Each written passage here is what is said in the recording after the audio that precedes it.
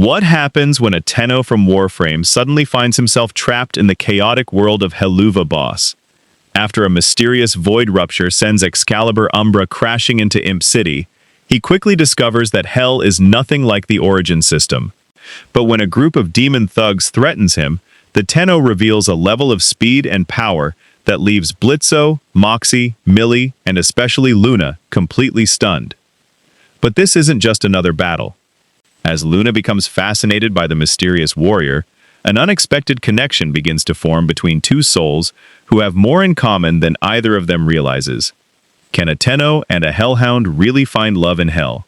So sit tight, get comfortable, and let's get into the story. The void does not scream, it hums. It is a resonant, hungry vibration that teeth feel before ears do, a white gold pressure that strips the soul of its context and leaves only the raw, burning intent of the operator behind. For the Tenno, the transition from the sterile, cold silence of a Lua laboratory to the suffocating, sulfur-thick atmosphere of the Pride Ring was not a fall, it was a rupture. One moment, Excalibur Umbra was a coiled spring of sentient steel and scarred memory, waiting for a command in the shimmering light of the origin system. The next, the universe tore itself open like a wet shroud, and the warrior of the old war was spat out into a sky the color of a fresh bruise, plummeting through a canopy of neon signs and rusted fire escapes. The impact was not the comedic thud of a cartoon, but the bone-shaking crater-making of a kinetic kill vehicle. Umbra slammed into the asphalt of a back alley in the heart of Imp City, the sheer force of the landing sending a shockwave that shattered the windows of a nearby Lululand promotional office and sent a dumpster tumbling end over end. As the dust settled, the silence of the alley was replaced by the cacophony of hell, the distant wail of a police siren, the rhythmic thumping of a nearby club, and the incessant, high-pitched bickering of three figures standing just 20 feet away. Excalibur Umbra rose from the crater, the gold filigree of his armor catching the flickering red light of a murder family billboard. He was a nightmare of biomechanical engineering, a fusion of muscle, fiber optics, and void-hardened steel. The long, tattered scarf at his neck whipped in the hot wind, and his single, horn-like protrusion gleamed with a dull, predatory light. Inside the frame, the Tenno, the child of the Zeraman, gasped for air that tasted like burning rubber and cheap tequila. This wasn't the origin system. There was no Cephalon Ortis in his ear, no Lotus to guide the way. There was only the heat, the noise, and the sudden, sharp realization that he was being watched. I'm just saying, Blitzo, if we keep using the disguiseless approach in the Pride Ring, we're gonna get a reputation. A nasal, frustrated voice rang out. And not the good kind. The please don't stab me kind. Moxie, shut your three-pronged mouth before I shove a tactical grenade in it. A taller, leaner imp replied, spinning a flintlock pistol with practiced, if somewhat reckless, flair. The Pride Ring is for the big leagues. We're here to show these sinner pricks that I.M.P. doesn't just do overworld hits. We do 'em with style.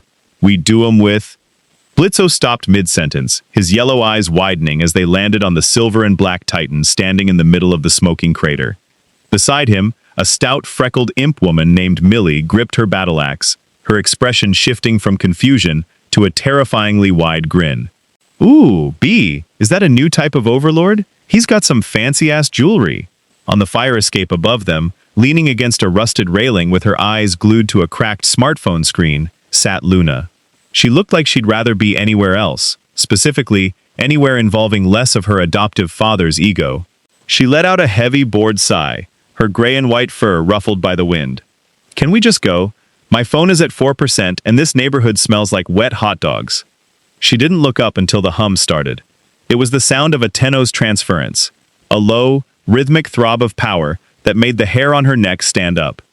Slowly, Loona shifted her gaze from her screen to the alleyway below. She expected to see another arrogant sinner or a mid-level demon trying to look tough. What she saw was a silhouette that didn't belong in hell. It moved with a fluid, terrifying grace that made the demons around it look like clumsy puppets.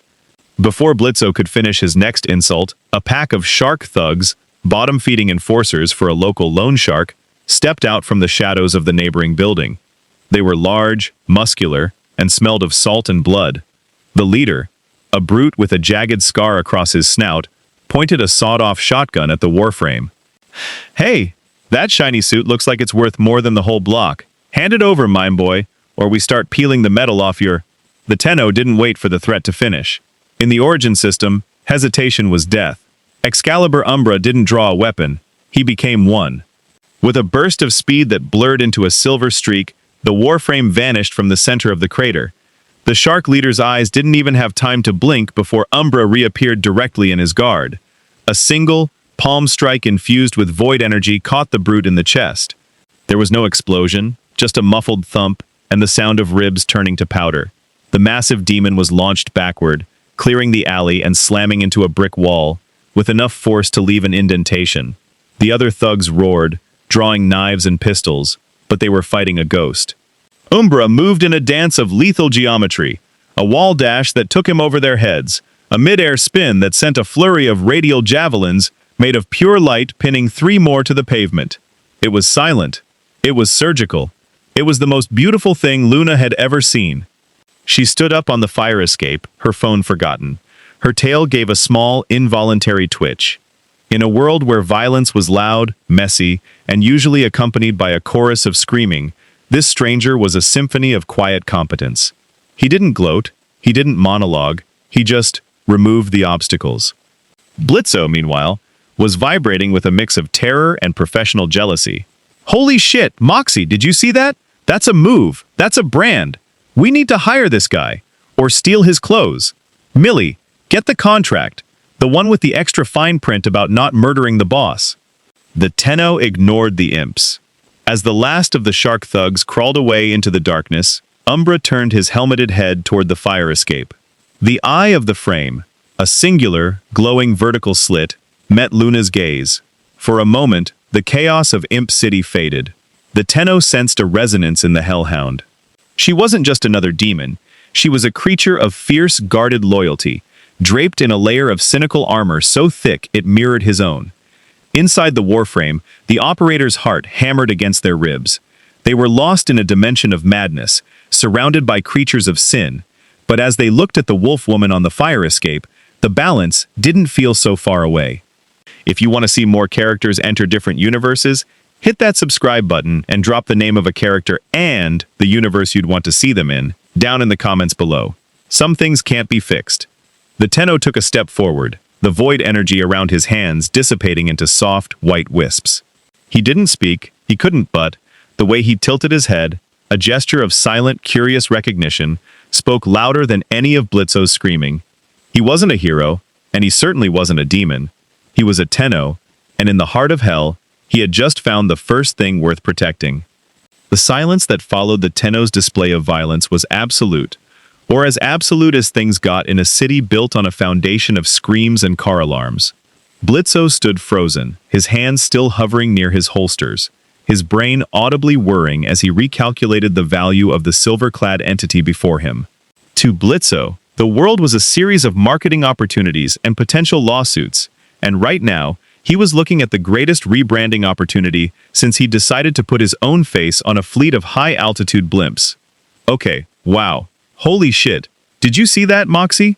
The way he did the whoosh bam and then the stabberino without even breaking a sweat? That's craftsmanship. Blitzo vaulted over a pile of trash, landing a few feet from the crater with a flourish that was entirely unnecessary. He dusted off his coat, straightened his skull-pattern tie, and plastered on a grin that was 80% desperation and 20% genuine awe. Hey there, big guy. Or girl. Or gender-neutral void entity of destruction. I'm Blitzo. The O is silent, much like your terrifyingly effective method of communication. You looking for work? Because I think I just felt my business soulmate crawl into my heart and set up a tiny, violent campsite. Excalibur Umbra did not move. To the Tenno inside, this red-horned creature was a biological anomaly. It possessed the manic energy of a Grineer manic, but none of the genetic decay. Its speech was a rapid-fire assault on the senses, filled with slang and inflections that the somatic link struggled to translate into meaningful tactical data. Umbra's hand stayed near the hilt of his Nikana, his posture a coiled spring. The void energy within him crackled, sensing the unclean nature of the world, a realm that felt like a localized, permanent manifestation of the infestation, but with better tailoring and worse morals. Sir, maybe don't approach the sentient blender, Moxie hissed, pulling Millie back a few steps. We don't know what that thing is. It's not a sinner. I don't see a soul residue trail. It's not an overlord's construct. It looks like high-end military tech from a dimension that actually gives a damn about aesthetics. He's beautiful, Moxie. Look at those thighs, Millie cheered, waving her blood-stained axe. I bet he can cleave a man in half just by looking at him funny. From the fire escape, Loona hopped down, landing with a light thud that sent a puff of soot into the air. She ignored her father and his co-workers, walking straight up to the Warframe. She was taller than the imps, nearly eye level with the silver horn of the helmet. She caught the scent of the stranger. It wasn't the smell of rotting meat and sulfur that permeated every inch of the Pride Ring. It was the scent of ozone, of cold vacuum, and a faint, lingering trace of something ancient and sad. Back off, Blitz, Loona said, her voice a low growl that held more curiosity than threat. She looked at Umbra, her red eyes narrowing. He's not a mime. He's waiting for a reason not to kill you. And honestly, I'm about 5 seconds away from giving him one. The Tenno sensed the shift in the atmosphere. The wolf woman was the anchor. While the smaller ones were chaotic, she possessed a predatory stillness that he recognized from the plains of Eidolon.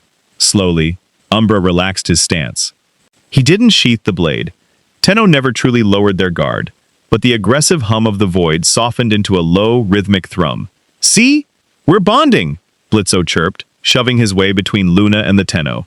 He pulled a crumpled, stained business card from his pocket and held it out with a trembling hand. Look, Shiny, we're I.M.P. immediate murder professionals. We go topside, we kill the people who made your life a living hell, and we do it for a very reasonable fee, which, for you, I am willing to waive in exchange for, say, 25% of your soul and an exclusive merchandising deal. What do you say? You want to see the office? It's got a water cooler that only occasionally leaks blood and a view of a parking lot where people get stabbed every Tuesday. The Tenno looked at the card. It featured a crude drawing of Blitzo holding a sniper rifle, surrounded by explosions and what appeared to be a very poorly drawn horse. In the origin system, the Tenno fought for the balance. They protected the weak from the tyranny of the Grineer and the greed of the Corpus. The idea of murder professionals was a stark, cynical distortion of their creed. Yet, the Tenno was stranded. The star chart was gone. There was no extraction craft coming. To survive this labyrinth of sin, they needed intel. They needed a base. With a movement so fast it made Moxie yelp, Umbra reached out and took the card. He didn't tuck it away, he simply held it, the silver fingers of the Warframe contrasting sharply with the cheap, blood-flecked paper. He took the card. He took the card! Millie, get the new hire balloons. Moxie, stop crying! Blitzo spun in a circle, nearly tripping over his own tail. All right, team, and, whatever you are, to the office! We have a brand to build and a multiverse to traumatize. The journey through Imp City was a sensory overload for the operator. The streets were a kaleidoscope of depravity. Demons of all shapes and sizes, engaged in open-air drug deals, casual stabbings, and aggressive loitering. Huge monitors broadcasted advertisements for Verosica Mayday's Lust Tour and angelic power weapons, while the red sun beat down with an oppressive, oily heat. Through it all, the Tenno walked in silence, a silver ghost in a world of red. They reached the I.M.P. headquarters, a crumbling brick building that looked like it was being held together by spite and duct tape. Inside, the elevator creaked with a rhythmic groan that sounded like a dying beast. When the doors opened, the Tenno was greeted by the sight of a cramped, cluttered office that smelled of gunpowder and instant coffee. "Welcome to the inner sanctum," Blitzo shouted, throwing his arms wide. He gestured to a desk covered in half-eaten tacos and tactical maps. "That's where the magic happens. Over there is where Moxie writes his boring-ass reports, and that's Loona's desk. Don't touch her stapler, she'll bite your hand off." "Literally, we had to pay a settlement last time." Loona sat down at her desk, immediately pulling out her phone, but her eyes kept darting toward the Tenno. He didn't sit. He didn't lean. He stood in the center of the room, a statue of scarred metal, observing the chaotic machinery of the small business. He watched Moxie try to organize a stack of files, while Millie sharpened her axe on the edge of a coffee table. He saw the genuine, if dysfunctional, bond between them, a clan of misfits that reminded him, painfully, of the various factions of the Solaris, or the survivors of Cetus. "So Silverbells," Blitzo said, leaning against a whiteboard covered in photos of humans marked with red X's. The deal is simple. We get a client. We get a target. We go to the human world. And we make them dead. You provide the muscle, the cool light shows, and the general mysterious badass vibe. And I provide the leadership, the transportation, and the occasionally insightful life advice. Do we have a deal? The Tenno didn't respond. Instead, Umbra walked over to the window. He looked out at the sprawling, hellish vista of the Pride Ring, the endless rows of tenements, the glowing towers of the overlords, and the distant, shimmering barrier of the heaven gates. This world was broken. It was a system without a sun, a society built on the wreckage of discarded lives. He looked back at the office. He looked at Loona, who was pretending not to watch him. He saw the loneliness in her eyes, the same cold, void-hollowed stare he saw in the mirror of his own mind. He didn't care about Blitzo's contracts. He didn't care about the human world, but he saw a purpose here. In the origin system, he was a weapon used by others. Here, in the chaos of hell, he could be the one who tipped the scales. The Tenno bowed, a slow, formal Tenno salute, fist to chest. Yes, I don't know what that means, but it looked professional, Blitzo cheered. Loona, get him a chair, or a pedestal, or whatever it is space ninjas sleep on.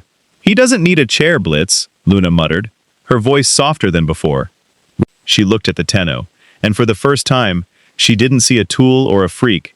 She saw someone who was just as far from home as she felt every single day. The contract was silent, but in the heart of hell, the Tenno had officially joined the ranks of the damned. And the damned had never looked so dangerous.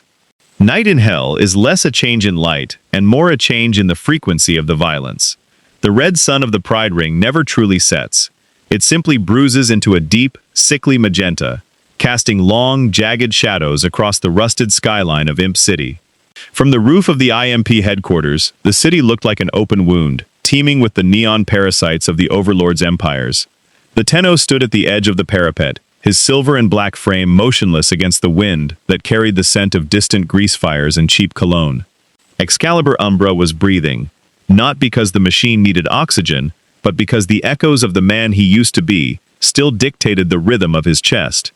Inside the somatic link, the operator felt the strain. The transference was becoming heavy, the void energy reacting poorly to the spiritual rot of this dimension. It was like trying to breathe through a filter of soot. The door to the roof creaked open, the rusted hinges let out a scream that would have startled a lesser being. Loona stepped out, a lukewarm can of Helluva soda in one hand and her phone in the other. She didn't look at him at first, leaning against the doorway with a practiced air of indifference. She was wearing her usual spiked collar and torn tunic, her gray fur ruffled by the updraft. Blitz is downstairs trying to explain to a client why we can't assassinate a ghost, she said, her voice dry and rasping. Moxie is crying in the break room because Millie accidentally used his emotional support sourdough starter to grease a chainsaw. It's a goddamn circus. You're the only one in this building who isn't making my ears bleed. Umbra tilted his head slightly, acknowledging her presence but remaining focused on the horizon. He was a creature of silence, and to Loona, who had spent her life being shouted at, smothered, or ignored, that silence was a luxury. She walked over to the edge, sitting on the ledge with her legs dangling over the 5-story drop. She took a sip of her drink, grimaced, and looked at the silver titan beside her. You don't eat, do you? Or sleep. You just stand there, like a statue of a guy who had a really bad day 1,000 years ago. She wasn't wrong. The Tenno's memory was a shattered mosaic of the Orokin era, of gold, betrayal, and the long, cold sleep in the void. He reached up, his metallic fingers brushing the tattered scarf at his neck. It was a gesture of profound weariness. Look, Loona said, her tone shifting, losing its defensive edge. I get it.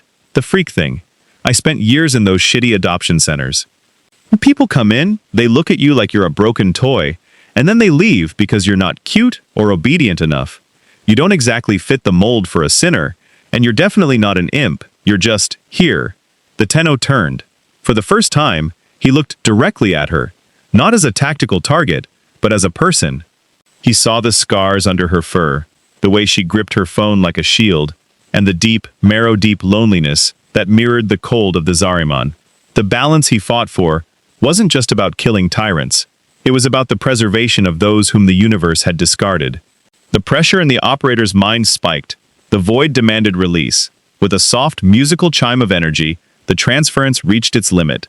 Loona gasped, nearly dropping her soda, as the silver and black armor suddenly slumped forward, its glowing eye going dark.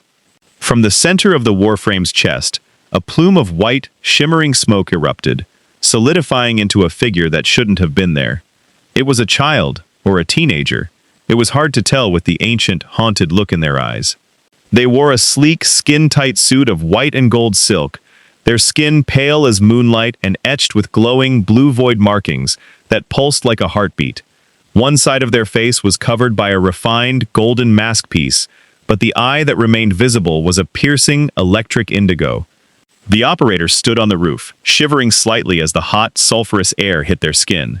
They looked small, fragile, and utterly out of place against the backdrop of Hell's industrial nightmare.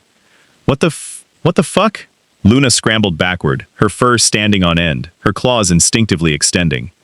Who are you? Where did the shiny guy go? Did you eat him? The operator looked at her, their voice not coming from their throat, but echoing directly in her mind. A soft, melodic resonance that carried the weight of centuries. I am the Tenno. The frame is my vessel, my sword, my shell. Loona stared, her mouth slightly agape. She looked from the small, scarred human to the deactivated Umbra, then back again. You're a kid. You're just a goddamn kid in a robot suit. I am older than this city, the Tenno replied, their feet hovering an inch off the rooftop as void energy kept them buoyant. And I am not a kid. I am what remains when the world is burned away. Loona's aggression vanished, replaced by a strange, hollow recognition. She stood up slowly, approaching the operator. She was a foot taller than them, a predatory creature of hell standing over a child of the stars. But she didn't feel like a predator. For the first time in her life, she felt like she was looking at someone who understood the void better than she did. Those marks, she whispered, gesturing to the glowing lines on the operator's face. They look like they hurt. They are the price of survival, the Tenno said. They reached out a hand, hesitant. The void energy at their fingertips flickered, sensing Loona's soul. You have marks too. Inside. They smell like ash and old cages. Loona flinched, her ears flattening against her head. Yeah, well, hell isn't exactly a spa day. She looked at the Tenno's hand, then, with a defiant huff, she reached out and touched it. The contact was a revelation. To Loona, it felt like a jolt of pure, clean electricity, a momentary silencing of the screaming voices of hell, replaced by the vast, cold peace of the deep cosmos. To the Tenno, Loona's touch was warm, chaotic, and fiercely alive. It was the first time they had touched a living being without the intention of killing them in years. You're cold, Loona muttered, her thumb brushing against the Tenno's pale knuckles. Like, buried in a freezer cold. The void has no heat, the Tenno replied. A small, genuine smile touched their lips. A fleeting thing, but it transformed their face. But you are very bright, Loona, like a star that refuses to go out. Loona looked away, her face flushing a dark, embarrassed red beneath her fur. Ugh. Don't get all poetic on me, Space Case. It's gross. She didn't let go of their hand, though. She stood there, a Hellhound and a Voidwalker, two outcasts perched on the edge of a world that hated them both. Blitz is gonna flip his shit if he sees you like this, she said, nodding toward the operator's true form. He'll probably try to put you in a stroller and sell tickets. Then he must not see, the Tenno said, the void swirling around them as they prepared to re-enter the Warframe. This is for us. The shadows are where we belong. Yeah, Loona said, a small, genuine smirk tugging at the corner of her mouth. The shadows are fine. They're quieter. As the operator vanished back into the silver steel of Umbra, the Warframe's eye reignited with a fierce, protective light. Loona stepped back, leaning against the railing again, her phone forgotten on the roof. For the first time since she'd been adopted by a manic imp with a horse obsession, she felt like she wasn't just waiting for the next disaster. She was waiting for the next mission. The Tenno stood beside her, once again a silent sentinel. They didn't need words. The resonance was set. In the heart of hell, the warrior of the balance and the hound of the I.M.P. had found a rhythm that the universe could never break. The palace of Prince Stolas of the Ars Goetia was a sprawling monument to celestial arrogance, a Gothic cathedral of obsidian and starlight that felt like it had been plucked from a dying galaxy and anchored in the filth of hell by sheer force of will. For Blitzo, these visits were a chaotic cocktail of professional obligation and personal trauma, usually involving a lot of flowery metaphors and uncomfortable touching. But today, he walked through the vaulted halls with a new, swaggering confidence. Behind him, the I.M.P. crew trailed like a pack of scrappy scavengers, but it was the figure at the back of the line that drew the eyes of every portrait on the wall. Excalibur Umbra moved through the palace like a drop of oil in a pool of water. He didn't belong in this world of velvet and gold. His footfalls were silent on the marble floors, his presence a localized vacuum that seemed to swallow the ambient light of the flickering candles. Inside the frame, the Tenno felt the weight of Stolas's power. It was old, vast, and fundamentally different from the void. It felt like order gone rotten, a celestial machine that had forgotten its purpose and settled for decadence. "Okay, look, everyone act natural," Blitzo hissed, adjusting his coat for the 10th time. "Moxie, stop looking at the chandeliers like you're trying to calculate their resale value." "Millie, put the axe away. This is a business meeting, not a slaughterhouse. And Loona, keep an eye on the silver shadow. If he starts glowing, tell him to do it toward the curtains. Those things look flammable." Loona rolled her eyes, her hand brushing against the cold steel of Umbra's forearm as they walked. It was a grounding touch, a silent signal that they were in this together. Since the night on the roof, the dynamic had shifted. She wasn't just the receptionist anymore. She was the handler for a living weapon from another dimension, and she took the job with a fierce, possessive pride. They reached the grand study, where Stolas was draped over a chaise longue, peering through a massive telescope at the distant, shimmering spheres of the mortal realm. He looked up as they entered, his 4 glowing eyes narrowing with predatory curiosity. "Blitzy." "You're late," Stolas chirped, his voice a melodic, haunting trill. "I was beginning to think you'd been swallowed by a particularly aggressive vending machine. But oh," Stolas stood, his long, spindly limbs moving with an avian elegance. He ignored Blitzo entirely, his gaze locking onto the Tenno. "What is this? This fascinating ripple in the tapestry of the known." Stolas approached Umbra, his head tilting at an impossible angle. He circled the Warframe, his feathers ruffling with excitement. "It has no soul. Not a sinner's soul, at least. It smells of the space between stars. It smells of nothingness. A beautiful, starving nothingness." "He's my new specialist, Stolly," Blitzo said, stepping into Stolas's line of sight with a protective huff. "Found him in an alley. He does the stabby-stabby better than anyone I've ever seen." "Now, about the job?" Stolas didn't look away from Umbra. He reached out a long, feathered finger, intending to touch the gold filigree on the Warframe's chest. Before he could make contact, the Tenno reacted. In a blur of motion, Umbra's hand caught Stolas's wrist. The grip was ironclad, the void energy within the frame humming with a warning growl. "Oh, spirited," Stolas laughed, though there was a flicker of genuine shock in his eyes. "You feel like a cold sun. How delightful." "Hey, easy there, big guy," Blitzo shouted, waving his hands. "Stolas is a client." "A very handsy, somewhat overbearing client. Let go of the prince before he turns us all into decorative shrubs." The Tenno released Stolas's wrist, but he didn't step back. He stood as an immovable barrier between the prince and the rest of the crew. Inside, the operator was on edge. Stolas wasn't just a demon. He was a conduit for a power that felt dangerously close to the Orican's continuity.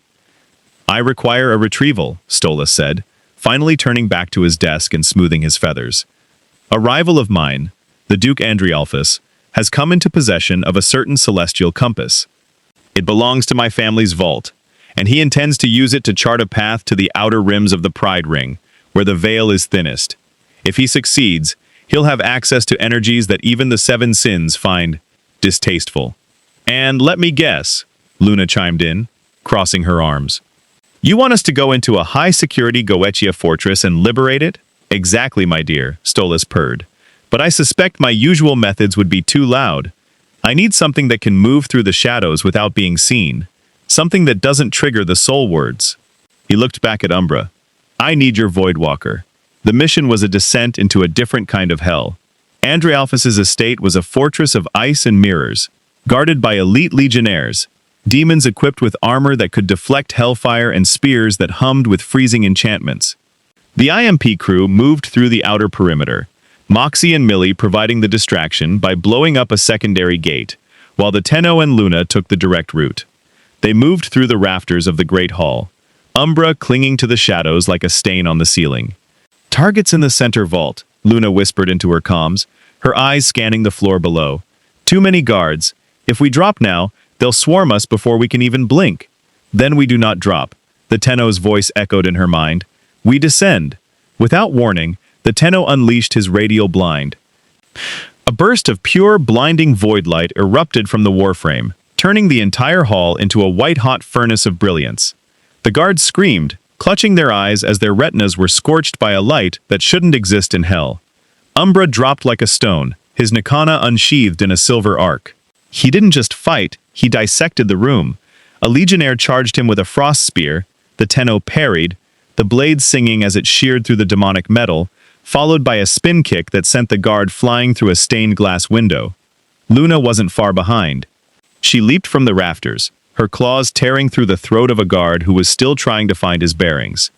She fought with a feral, desperate intensity, but she found herself constantly checking the Tenno's position. He was always there, a silver shield in her peripheral vision. When a sniper on a balcony leveled a rifle at her head, Umbra didn't even look. He simply threw a radial javelin of light that pinned the shooter to the wall behind him. They reached the vault door, a massive slab of enchanted obsidian. Loona started looking for a keypad, but the Tenno simply placed his hand on the stone. He didn't use force, he used the void. He reached into the molecular structure of the door, whispering to the balance of the universe that this barrier was a lie. The obsidian cracked, then shattered into 1,000 harmless shards. Inside, the compass sat on a pedestal of ice. But as Loona reached for it, a voice boomed through the chamber, a cold, arrogant laugh that made the air freeze in her lungs. Stolas always did have a penchant for hiring the lowest common denominator. A tall, icy figure stepped from the shadows. Andrealphus, his eyes like frozen diamonds, looked at the Tenno with a mix of disdain and greed. "But this is a new toy.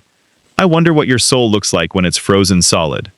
Andrealphus raised his hand, and a wave of absolute zero energy roared toward Loona. She didn't have time to move. She squeezed her eyes shut, waiting for the end. But the end didn't come. The Tenno stepped in front of her. He didn't use his blade. He raised his arms, and a shimmering, translucent, void shield erupted from the Warframe. The ice shattered against the barrier like glass against a mountain. Inside the frame, the operator groaned, the strain of blocking a Goesh's power threatening to tear their mind apart. "Go!" the Tenno commanded Loona. "Take the compass. I will hold the winter." Loona hesitated for a fraction of a second, her heart hammering against her ribs. She looked at the silver warrior, his armor frosting over, his glowing eye flickering with the effort. She grabbed the compass, her fingers stinging from the cold, and bolted for the exit. As she cleared the room, the Tenno let out a silent, psychic roar. He didn't just block the ice, he absorbed it. With a violent thrust of void energy, he sent the freezing power back at Andrealphus, the resulting explosion of blue and white light rocking the entire fortress. The Tenno collapsed to one knee, his armor smoking with frost burns. He looked up to see Loona standing at the doorway, the compass in her hand, her expression a mix of terror and absolute, unwavering loyalty. "I got it!" she shouted over the alarms. "Now move your shiny ass, or I'm dragging you out of here myself." The Tenno stood, his systems rebooting with a series of sharp, mechanical clicks. He had protected the pack. He had held the balance. As they ran through the crumbling palace, the cold of hell felt a little less biting, and the shadows felt a little more like home. The gluttony ring was an assault on every sense the Tenno possessed, a neon-soaked nightmare of excess that made the pride ring look like a quiet cemetery. It smelled of pink sugar, fermented honey, and the sickly sweet rot of overindulgence. Above, the sky was a swirling vortex of cotton candy clouds and pulsating strobe lights, reflecting off the rivers of glowing Beel's juice that ran through the streets of Beacon. For a warrior raised in the monastic silence of the Zariman and the disciplined cold of the Origin system, This place was a psychic aneurysm. The I.M.P. crew had been hired for a high-profile extraction by a disgruntled subordinate of a gluttony drug lord. The target was a briefcase of experimental soul shards, currently being held in the VIP lounge of the Honey Pot, a massive, multi-level club owned by a lesser prince of the gluttony ring. "Okay, listen up, dipshits," Blitzo shouted over the bass-heavy thumping of the music that vibrated through the floorboards. He was wearing a ridiculous, glitter-covered vest and sunglasses that glowed in the dark. "This is a stealth mission. That means we don't blow anything up until after I get to say something cool. Moxie, Millie, you're the distraction. Go start a fight at the bar. Make it look like a domestic dispute about your boring-ass sex life." "Sir, our sex life is quite vibrant and—" Moxie started. But Millie was already dragging him toward the bar, with a maniacal laugh. "Loona, you and Silverstitch are the shadows," Blitzo continued, pointing to the VIP elevators. "Get in, get the case, and get out. I'll be in the bathroom. Scouting the perimeter." "Yeah? Scouting?" Loona didn't even look at him. She was staring at the crowd, her ears pinned back, her hand gripped tight around her phone. She hated the gluttony ring. It reminded her of everything she wasn't: popular, loud, and comfortable in her own skin. She felt every eye on her, every judgmental whisper from the shark demons and bee hybrids dancing around them. She felt a cold, metallic weight on her shoulder. She looked up to see Umbra. The Warframe was standing perfectly still, the vibrant neon lights of the club reflecting off his silver armor in a way that made him look like a ghost trapped in a kaleidoscope. He didn't speak, but the hum of the void was steady, a low-frequency anchor in the chaotic sea of sound. "Yeah, I know," Loona muttered, her voice shaking slightly. "Let's just get this over with." They moved through the club like a pair of predators in a flock of pigeons. Umbra used his prowl capabilities, not true invisibility, but a mastery of line of sight and shadow that made him seem to vanish whenever a patron looked his way. They reached the VIP lounge, a lavish room filled with silk cushions and the heavy scent of aphrodisiac smoke. The briefcase was there, sitting on a table of solid amber, but as Loona reached for it, the music suddenly cut out. The strobe lights turned a harsh, jagged red. "I told you he would come," a voice hissed from the darkness above. From the rafters, 6 figures dropped. They weren't imps or sinners. They were void siphons, specialized mercenaries, hired by a mysterious benefactor who had been tracking the Tenno since the incident at Stolas's palace. They wore high-tech suits of black obsidian, designed to absorb and redirect energy, and they carried null staffs that crackled with blue electricity. "The armor," the leader of the siphons growled, pointing a staff at Umbra. "The master wants the steel. The wolf girl is just scrap." The ambush was instantaneous. 2 siphons lunged at Umbra, their staffs striking the Warframe with a discordant crack. The Tenno stumbled, the null staffs momentarily disrupting the somatic link, sending a jolt of agony through the operator. "Umbra!" Loona screamed, drawing her pistol. She fired 3 shots, but the siphon's armor absorbed the kinetic energy, the obsidian plates glowing with a dull light. One of the mercenaries swept her legs out from under her, pinning her to the floor with a heavy boot. He leveled a jagged kriss at her throat. "Quiet, Hound. You're the bait. He won't fight back if he thinks you'll bleed." Inside the Warframe, the operator felt the world tilting. The balance was slipping. They had been trying to play by the rules of this universe, to be the silent muscle, to fit into the dysfunctional family of I.M.P. But these creatures weren't just demons. They were hunters. And they were threatening the only thing in this hellish dimension that made the Tenno feel human. The hum of the void didn't just return, it exploded. Umbra's eye didn't just glow, it bled light. With a roar that wasn't heard but felt in the marrow of everyone in the room, the Tenno unleashed the exalted blade. A sword of pure white gold void energy manifested in Umbra's hand, the sheer heat of it melting the amber table instantly. The siphons didn't even have time to scream. Umbra moved with a speed that defied the physics of the gluttony ring. He didn't run, he blinked through space. A single horizontal slash sent a wave of void energy through the room, shearing through the null staffs and the obsidian armor like they were made of parchment. The mercenary pinning Loona was halved before he could even register the movement. Umbra stood over Loona, his frame wreathed in flickering white flames.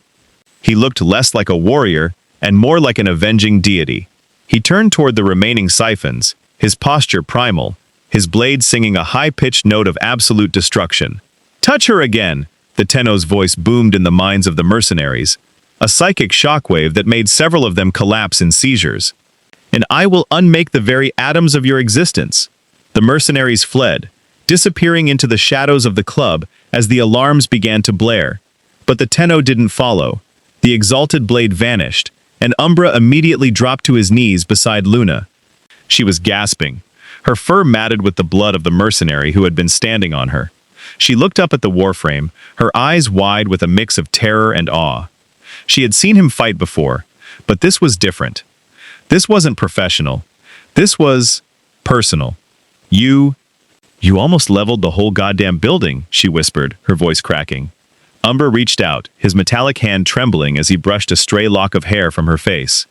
The void energy around him was still turbulent, but it softened as it touched her, a warm, protective glow that began to knit the bruises on her neck. "I'm fine, Space Case," Loona said, though she didn't pull away. She leaned into the touch, her heart slowly slowing down. "I'm fine. You got him." "You are the pack," the Tenno's voice echoed softly in her mind. "The void protects its own."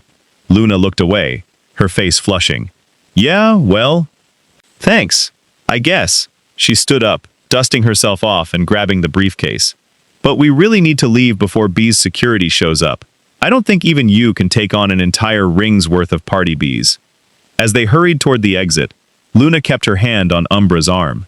She realized then that the Tenno wasn't just a weapon she was handling, he was a shield she didn't know she needed, and in a world where everyone was trying to take something from her, he was the only one who seemed intent on giving her a reason to stay.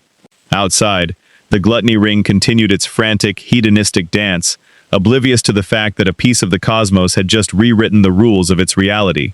The Tenno walked in silence, a silver guardian in a world of neon, while Loona walked beside him, her phone tucked away, her eyes finally focused on the world around her instead of the screen in her hand. The I.M.P. office at 3 in the morning was a tomb of failed ambitions and stale caffeine.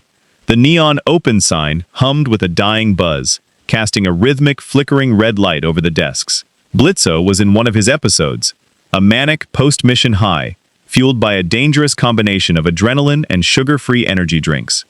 He had decided that the success in the gluttony ring warranted an impromptu family bonding night, which currently involved him pinning a series of poorly drawn horses to the corkboard while trying to force-feed a reluctant Moxie a slice of hell pizza that looked like it was topped with sentient mold. "Come on, Mox. It's a celebration. We survived. We thrived. We saw Silver Stitch turn into a literal lighthouse and melt a guy," Blitzo shouted, his voice cracking with exhaustion. He turned his wide, yellow eyes toward Loona, who was sitting at her desk with her head buried in her arms. "Looney Tooney? Why the long face? We're a team, a family, a group of highly functional, occasionally murderous individuals who love each other very much in a way that isn't legally actionable." Loona didn't look up. "Drop dead, Blitz. I'm tired. I'm covered in demon blood, and your voice sounds like a cheese grater on my soul."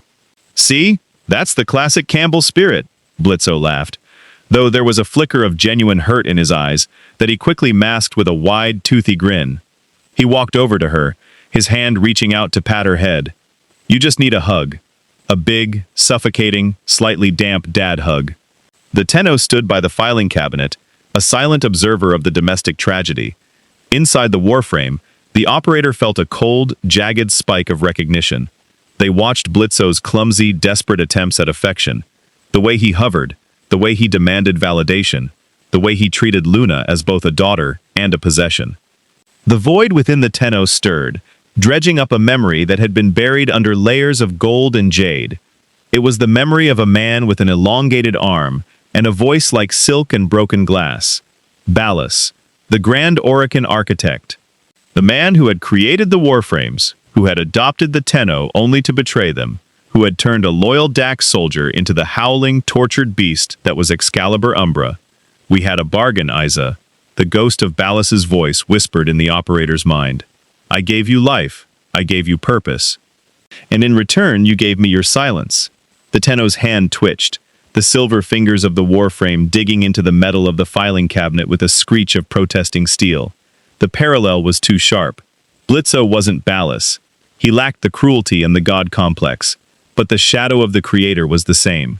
The way Blitzo clung to Loona wasn't out of pure love, it was out of a terrifying fear of being alone.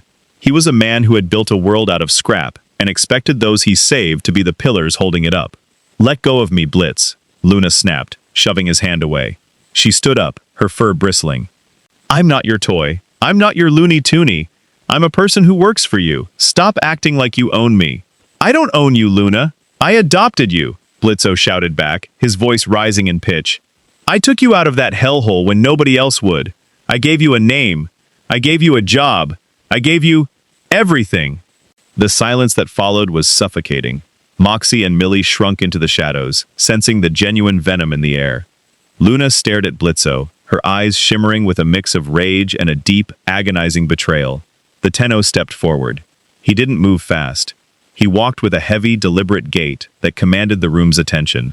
He stood between Blitzo and Loona, his presence acting like a heat sink for the emotional radiation. He didn't look at Blitzo, he looked at the wall, but the hum of the void was a low, mournful funeral dirge. "Whoa, okay, Silver Shadow, stay out of this," Blitzo muttered, his bravado crumbling. "This is a family matter. He's private, not for whatever you are." The Tenno didn't move. Instead, he reached out and placed a hand on Luna's shoulder. It wasn't a dad hug. It was the touch of a fellow soldier, a recognition of shared trauma. With a soft, shimmering pulse of energy, the operator initiated a partial transference. They didn't fully emerge, but their spectral form flickered beside the Warframe, visible only to Loona in the dim light. The child of the stars looked at the Hellhound, their indigo eyes reflecting 1,000 years of cold silence. "He does not know," the Tenno's voice whispered in Luna's mind. "The creators never know the weight of the chains they forge. They call it love because they are too afraid to call it need." Loona froze, her breath hitching. She looked at the spectral figure, then back at Blitzo, who was currently pouting and rearranging his horse drawings. For the first time, she saw the desperation in her father, not as an annoyance, but as a cage built by a man who was just as broken as she was. "But you are not a weapon, Loona," the Tenno continued. "You are not a project. You are the one who chooses the path." Luna's hand came up, resting over the Tenno's metallic fingers on her shoulder. She let out a long, shuddering breath. The anger didn't vanish, but it transmuted into something more manageable, a cold, clear understanding. "I'm going for a walk," Loona said, her voice quiet but firm. She looked at Blitzo, who was opening his mouth to protest. "Don't follow me, Blitz. I mean it. If I see a van or a pair of binoculars behind me, I'm quitting. For real this time." Blitzo slumped, his shoulders dropping. "Fine, whatever. Go. I'll be here." Cleaning the coffee machine. Like a lonely, unappreciated hero. Loona walked toward the door, and the Tenno followed. They stepped out onto the balcony, leaving the madness of the office behind. The night air of the Pride Ring was cool for once, the sulphurous clouds parting to reveal the jagged red moon. "You saw it, didn't you?" Loona asked, leaning against the railing. She didn't look at the Tenno, but her voice was devoid of its usual snark. "The creator thing. The guy who made you, he was like that, wasn't he? Only worse." The Tenno looked out at the city. "He was a god who thought himself a father," the operator replied. "He turned my father into a sword and told me it was a gift. He thought that by controlling the body, he could control the soul. He was wrong." "Blitz isn't a god," Loona said, a small, bitter laugh escaping her. "He's just a dumbass with a heart that's too big for his own good.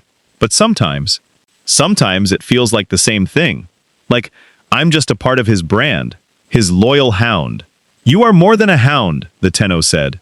They stepped up beside her, their silver armor gleaming. "You are the one who walks between worlds. Like me. We are the outcasts, Loona, and the outcasts are the only ones who are truly free." Loona looked at the Tenno, and for a fleeting moment, she reached out and brushed her fingers against the tattered scarf at his neck. It was a gesture of profound intimacy in a world that usually only offered violence. "I'm glad you fell into that alley, Space Case," she whispered. I think I was starting to forget what free felt like." As they stood there in the quiet of the Hell Night, the shadow of the Orokin and the shadow of the I.M.P. merged into a single, unified darkness. The Tenno had found a mirror in Loona, and Loona had found a guardian who didn't want to own her. In the heart of the Pride Ring, the balance was shifting, and for once, it wasn't toward destruction. The Lust Ring did not just exist, it pulsated. If the Pride Ring was a bruise and gluttony was a sugar crash, lust was an open, throbbing vein of neon sapphire and deep amethyst. The air here was heavy, thick with the scent of expensive pheromones, rain-slicked pavement, and the metallic tang of repressed desires. Above, the sky was a velvet indigo, illuminated by the sprawling, glowing silhouette of Asmodeus's club, Aussies. To the Tenno, this place felt like the Orican moon of Lua before the fall, obsessed with its own beauty, utterly decadent, and masking a hollow core with layers of exquisite silk. The I.M.P. crew had arrived under the pretenses of a surveillance job, though everyone knew Blitzo just wanted to see if he could get past the velvet ropes without Stolas's help. Blitzo was dressed in a suit that was 80% sequins and 20% hope, while Moxie and Millie were tucked away in a corner booth, trying and failing to act like sophisticated high rollers, while Moxie vibrated with social anxiety. Loona, however, felt the weight of every gaze in the room. She was wearing a dress Millie had forced her into, a sleek, dark violet number that hugged her curves and made her feel exposed, like a raw nerve in a room full of teeth. She stood at the edge of the dance floor, her hand resting on the tattered scarf of Excalibur Umbra, who stood beside her like a gargoyle of silver and shadow. "I hate this," Loona hissed, her ears pinned back against her head. "I hate the way they look at me, like I'm on the menu. I'm about 3 seconds away from mauling someone." The Tenno's hand moved, a slow, mechanical slide that rested over hers. The void energy within the frame was a cold, still pond in the center of the Lust Ring's heat. "They look at the surface, Loona," the operator's voice resonated in her mind. "They do not see the blade within the sheath. Let them stare. A star does not care if the moths find it bright." "Easy for you to say, Space Case," Loona muttered, but she didn't pull her hand away. "You're literally made of metal. I'm just a hound." The music shifted. The heavy, grinding bass of the club died down, replaced by a theatrical, mocking fanfare. From the center stage, a spotlight cut through the hazy air, landing on the towering, three-headed form of Asmodeus and the spindly, jester-like figure of Fizzaroli. "Welcome, welcome, you horny little sinners." Fizzaroli cackled, his robotic limbs stretching and twisting with unnatural grace. "We have a very special treat tonight. Look at the crowd. We've got overlords, we've got sinners, and, oh, what's this?" The spotlight swung wildly, scanning the VIP section, before landing squarely on Loona and the Tenno. The crowd let out a collective gasp, followed by a wave of snickering. "A hellhound in a dress! How quaint!" Fizzaroli mocked, his voice amplified by the club's speakers. "And what's the date? A glorified toaster? A shiny piece of scrap metal? Tell me, little doggy, is he plug and play? Or does he just stand there and let you pretend you're not the most pathetic thing in the room?" Asmodeus let out a deep, booming laugh that rattled the glasses on the tables. Now, Fizz, don't be cruel. Every dog needs a bone, even if that bone is made of cold, unfeeling steel. Is that what you want, little hound? Someone who can't feel your heartbeat? Someone who only knows how to follow a program?" The laughter of the club-goers was a physical assault. Loona froze, her face turning a deep, humiliated red.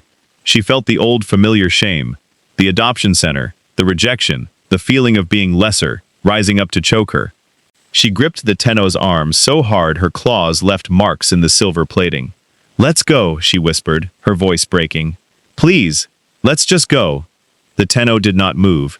Instead, the hum of the void changed. It was no longer a still pond. It was a gathering storm. Inside the frame, the operator didn't feel anger. They felt a cold, surgical necessity. This world of lust was built on the exploitation of vulnerability. It was the antithesis of the balance, and it had targeted the one creature who had shown the Tenno a path back to humanity. Umbra stepped forward. He didn't draw a weapon. He didn't roar. He simply stood at the edge of the stage, his single glowing eye locking onto Asmodeus. "Oh? Does the toaster have something to say?" Fizzaroli jeered, leaning down from the stage. "Is it going to beep at me? Is it going to—" Umbra's hand shot out, catching Fizzaroli's robotic neck. The speed was so absolute, it looked like the jester had simply appeared in the Tenno's grip. With a sickening crunch of high-grade demonic alloys, Umbra lifted the jester off the floor. The room went silent. Asmodeus's 3 heads reared back, his blue flames flaring into a roar of indignation. "You dare? In my house? Release him, you lifeless hunk of—" The Tenno unleashed a radial howl. It wasn't a sound of the throat. It was a psychic scream of the void, a frequency of pure, unadulterated suffering and ancient power. The shockwave blew out every glass in the club. The neon lights flickered and died, plunged into a terrifying starless dark. The audience collapsed, clutching their heads as the howl stripped away their lust, their arrogance and their pretenses, leaving only the raw, naked fear of the unknown. In the center of the dark, Umbra glowed with a fierce, white-gold light. He didn't kill Fizzaroli, he simply held him, the void energy singing through the jester's circuits, paralyzing his systems. Lust is a lie told by the lonely.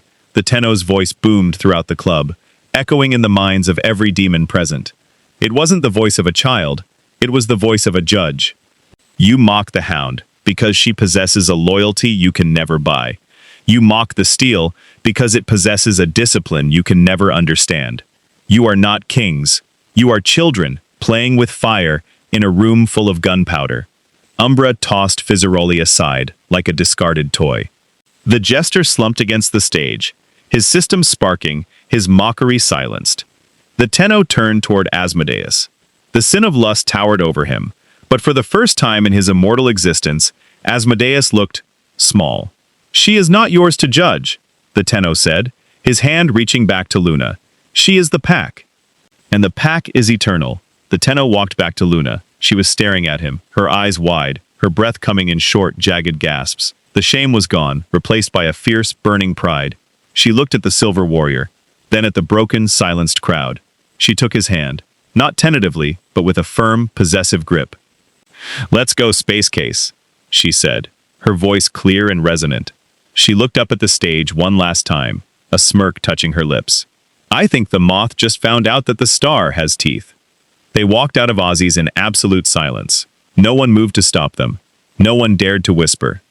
As they stepped out into the indigo night of the lust ring, the air felt cleaner, the heavy pheromones replaced by the familiar, sharp scent of the Tenno's ozone.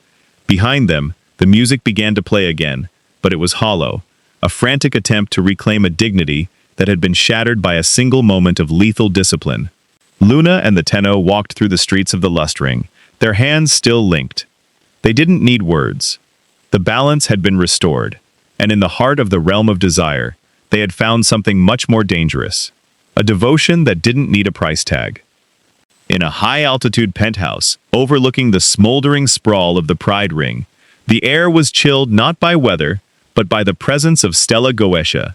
She sat upon a throne of white peacock feathers, her claws tapping a rhythmic, lethal tattoo against the armrest of her chair. Opposite her, leaning against a panoramic window that showcased the eternal chaos of the streets below, stood Stryker. He was cleaning the barrel of his carmine-crafted rifle, his yellow eyes narrowed in a squint that suggested he was already calculating the windage for a shot that would change the hierarchy of hell. The reports from Ozzy's were illuminating, Stella hissed, her voice a sharp blade of aristocratic fury. Stolas's little pet did more than just humiliate a sin. He showcased a power that doesn't answer to our laws. No brimstone, no angelic steel, just that cold, silver nothingness. "It's a new kind of metal, princess," Stryker drawled, his tail flicking with a predatory twitch. "My contacts in the greed ring are salivating. They're calling it void steel. If we can harvest that frame, we don't just kill a rival, we own the market. Angelic weapons are for the holy, but this is for anyone with enough grit to take it." "Then take it," Stella commanded, her eyes flashing with a murderous light. "I don't care about the profit. I want the thing dismantled. I want Stolas to watch as his latest obsession is melted down into paperweights. And the hound, kill her slowly. I want the silver ghost to see what happens when the lowborn play with celestial toys." Stryker tipped his hat, a dark smirk pulling at the corners of his mouth. "Consider it done. I've put together a team. Not imps, princess, professionals. Sinners who were black ops in the living world and became something much worse down here. We call them the scrap hunters. They don't miss." The trap was sprung 3 days later. I.M.P. had been lured to a derelict industrial district on the edge of the Pride Ring, supposedly to execute a hit on a renegade overlord's accountant. The neighborhood was a graveyard of rusted refineries and skeletal cranes, the air thick with the smell of old grease and chemical rot. "I don't like this, B," Loona muttered, her ears swiveling as she scanned the silent warehouses. She was walking close to the Tenno, her hand never far from the silver plating of his arm. "It's too quiet, even for a Tuesday in the slums." "Relax, Looney. It's just an accountant." Blitzo chirped, though he was gripping his pistols with a white-knuckled intensity. "They're like lawyers, but with less personality and more math. We pop him, we get the check, and we go get those terrible tacos you like." The Tenno didn't respond. Inside the Warframe, the operator's danger sense was screaming. The void energy within Umbra was rippling, sensing the localized disruption of high-tech surveillance. They weren't being watched by demons, they were being targeted by optics. "Down!" the Tenno's voice boomed in Loona's mind, a split second before the first shot rang out. A high-velocity round, coated in an experimental energy-dampening polymer, slammed into the pavement where Loona had been standing. The explosion of concrete sent the imps scrambling for cover behind a rusted shipping container. "Snipers!" Moxie screamed, fumbling with his rifle. "Multiple positions, north and east." From the shadows of the refineries, the scrap hunters emerged. There were 5 of them, sinners draped in tactical gear that looked like a nightmare fusion of Earth military tech and hellish sorcery. They carried harpoon launchers and void nets, specifically designed to grapple and neutralize high-mobility targets. Stryker stepped out onto a gantry high above them, his rifle leveled at the Tenno's head. "Hey there, Shiny. Sorry about the mess, but you're sitting on a lot of valuable real estate. We're here to collect the rent." The ambush was a masterclass in suppression. The scrap hunters didn't engage the imps. They focused entirely on the Tenno. 3 harpoons hissed through the air, their tips trailing glowing blue energy cables. Umbra dodged the first 2 with a mid-air spin, but the third caught his shoulder, the barbs sinking deep into the void steel. A surge of null energy flooded the frame, causing the Tenno to fall to one knee. The operator let out a cry of agony as the connection to the Warframe began to flicker like a dying candle. "Umbra!" Loona bolted from cover, ignoring Blitzo's panicked shouting. She didn't have a weapon that could pierce Sinner Tech, so she did the only thing she knew how to do. She used herself.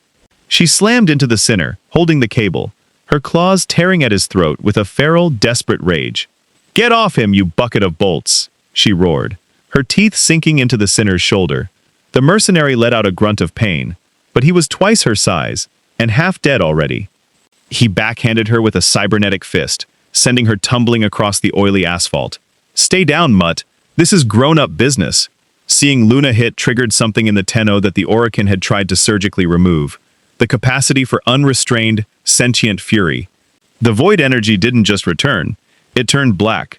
The radial howl that erupted from Umbra wasn't white gold this time.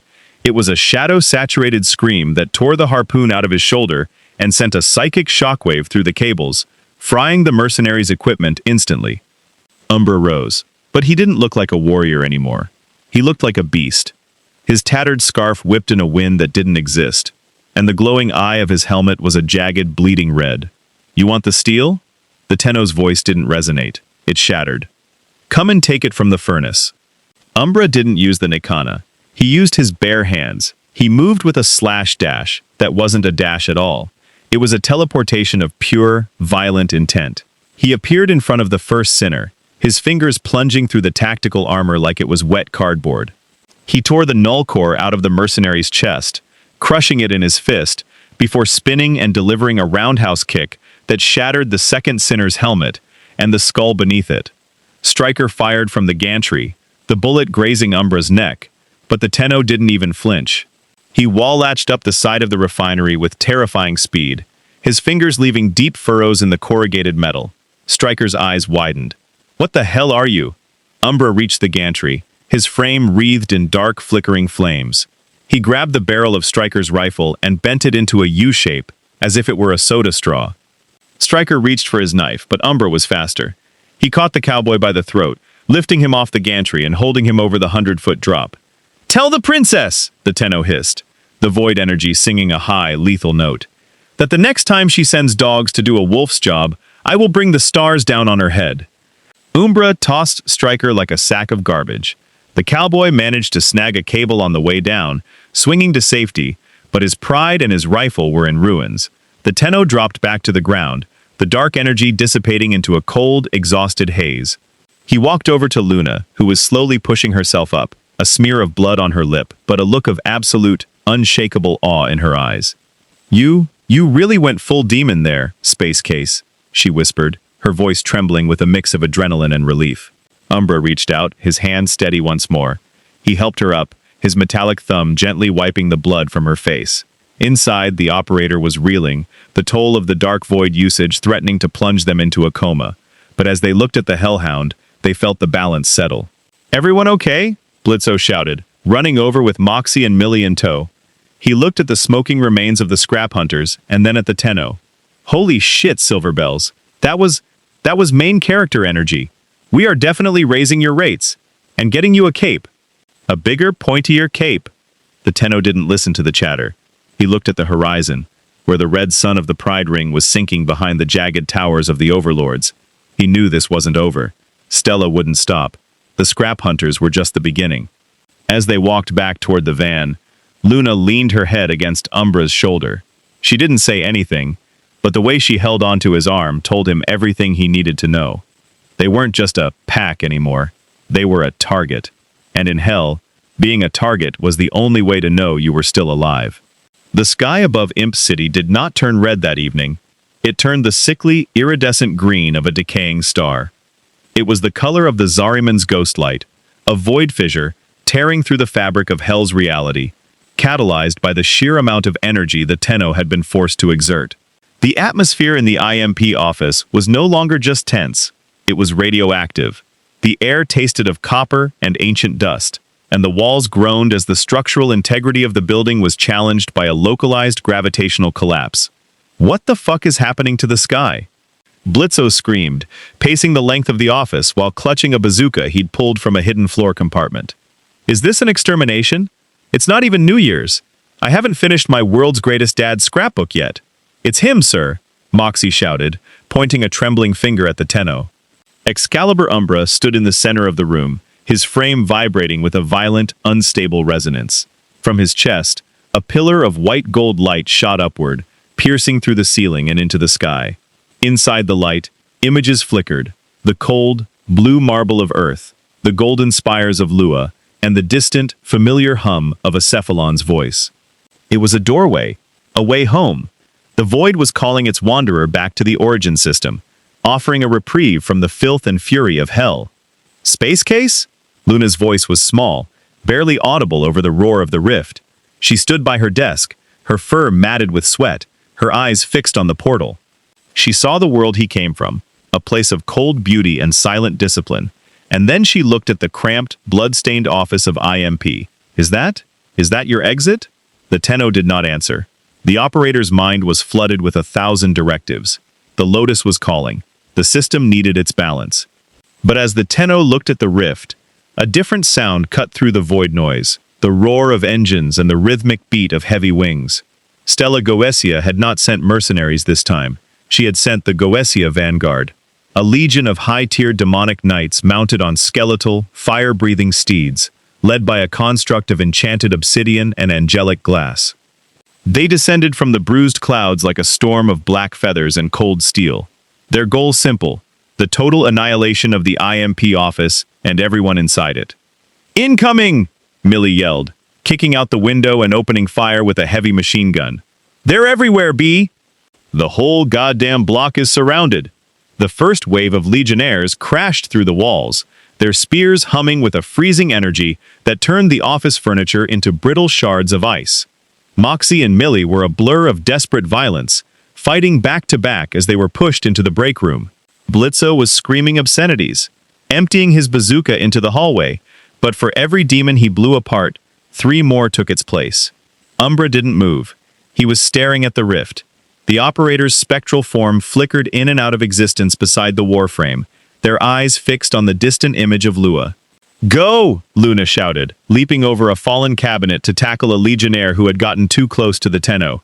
She tore the demon's throat out with her teeth, spitting blood onto the floor. She looked back at Umbra, her expression a mask of fierce, agonizing selflessness. "Go home, you idiot. You don't belong in this shithole. You're a god. Go back to your stars."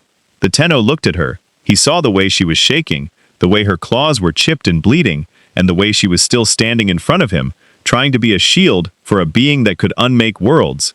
He saw the pack, the loud, broken, pathetic imps, who were currently dying to protect a stranger. The void fissure reached its peak, a shimmering bridge of light extending toward the Warframe. The call of the origin system was a siren song of peace, of missions that made sense, and of a destiny that was written in the stars. The Tenno took a step toward the rift. Loona's shoulders slumped. She turned away, her head bowing, as she prepared to face the next wave of legionnaires alone. She had expected this. Everyone left. Everyone eventually realized she wasn't worth the trouble. Then, the humming stopped. Not the sound of the battle, but the sound of the void. With a sharp, decisive crack, the Tenno reached into the pillar of light. He didn't step through it. He grabbed the edges of the rift with his metallic hands, and, with a roar of psychic defiance that shook the very foundations of hell, he tore the portal apart. The white gold light shattered, the energy being absorbed directly into Umbra's armor.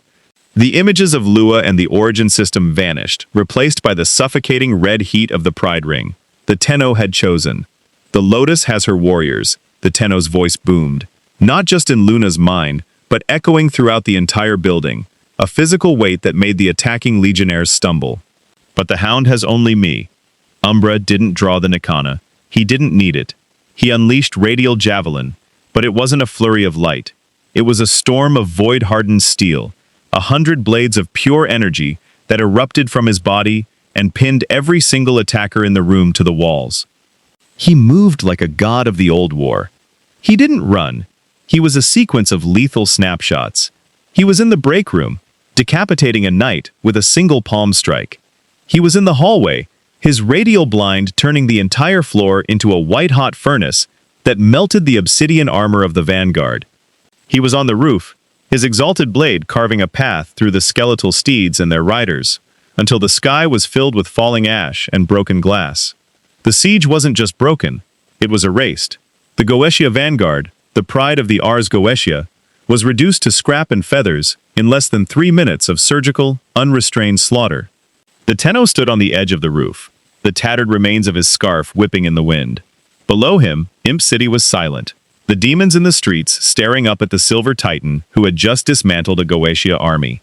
Inside the office, the I.M.P. crew stood amidst the wreckage, breathless and covered in soot. Loona looked up through the hole in the ceiling, her eyes finding the Tenno. He looked down at her, and for a moment, the Warframe's glowing eyes softened. He stayed, Moxie whispered, leaning on Millie for support. He could have gone anywhere in the universe, and he stayed in this dump. Of course he stayed, Blitzo shouted, though his voice was thick with an emotion he'd never admit to. He's a professional, and he's got a great dental plan here. Loona didn't say anything. She climbed through the rubble, making her way to the roof. She stood behind the Tenno, the cold ozone of his presence acting as a balm for her frayed nerves. She didn't touch him, not yet. She just stood there, watching the red sun rise over the smoking ruins of their neighborhood. "You're a real dumbass, you know that?" she said, her voice cracking with a small, genuine laugh. "You could have had a palace, you could have had peace." The Tenno turned. He reached out, his metallic hand gently cupping her face. "Peace is a lie told to the weary." The operator's voice resonated in her mind, warmer than it had ever been. "The pack is the only truth that matters. And you, Loona, you are the pack." Loona leaned into his hand, her eyes closing.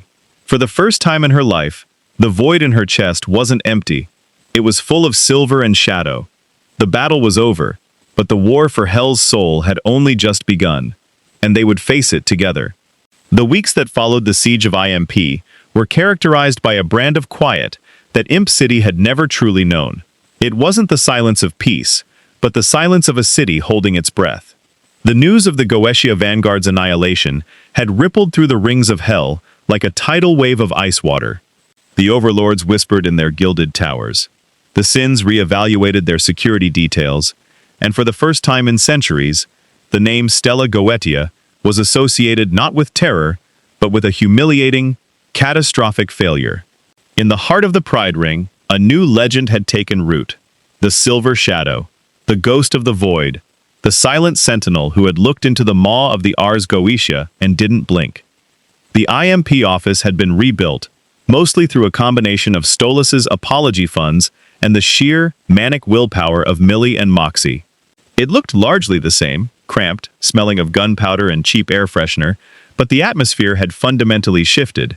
There was a weight to the room now, an anchor in the form of a silver and black warrior who had traded the stars for a corner by the filing cabinet. Excalibur Umbra sat on a custom-made bench in the corner of the office, his Nikana resting across his knees. He didn't move much, but his presence was a constant, low-frequency hum that seemed to stabilize the chaotic energy of the crew. He was no longer just a specialist or a tool. He was the foundation.